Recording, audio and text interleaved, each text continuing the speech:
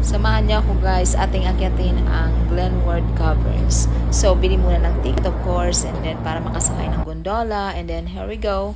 Eto na. So, medyo may fear of heights ako, kaya medyo nakakatakot, pero usually hindi naman.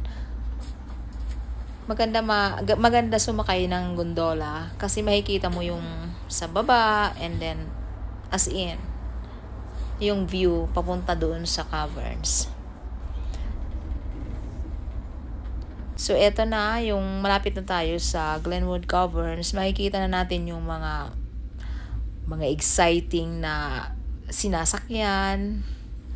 So, because of winter, some of them are closed.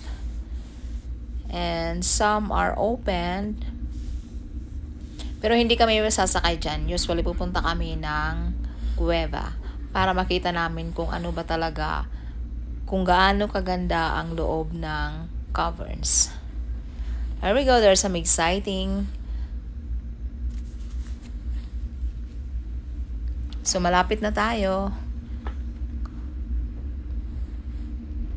Pag ako sumasakay ng gondola, nakapikit lang ako niyan, pero usually, sa ngayon, kinukuhanan ko ng video, kaya open eyes. So, malapit na tayo dun sa terminal ng gondola. Here we go. Ito na.